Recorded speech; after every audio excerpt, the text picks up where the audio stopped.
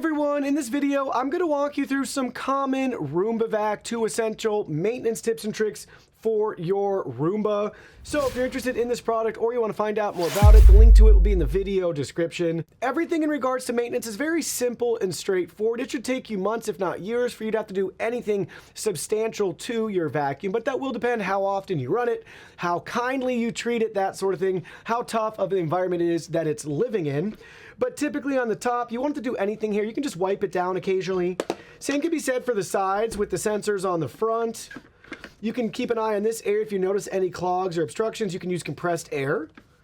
And then the back side, make sure the charging contacts don't have any debris or anything caught on them so they can make proper contact. And then we have our dustbin. So you can go ahead, you can remove the dustbin. They even have some care instructions here. You can wipe this down on the inside, replace this filter when it's time. You'll know when it's time. It'll be really full and disgusting looking. You can even every once in a while, tap it out and breathe some new life into your current filter just to maximize it before you replace that.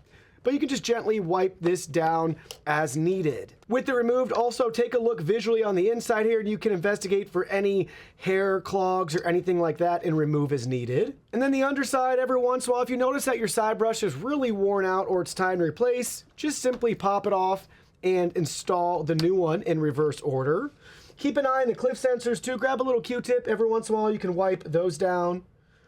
And then the main brush right here, same thing. You can just pop this cover off and detangle as needed with scissors. Just cut everything away. And then when it's time for this, when it's worn out too, you can obviously add a new one instead. So very simple maintenance to conduct on this vacuum cleaner. It really just comes down to when it's the right time, and you'll know that by looking at your unit and any wear and tear that it's suffering. But simple, straightforward, just keep an eye on it. If you notice anything, go ahead, wipe it down, cut it out, whatever that may be, and this should last you for many, many years if you keep it up and running and in nice condition.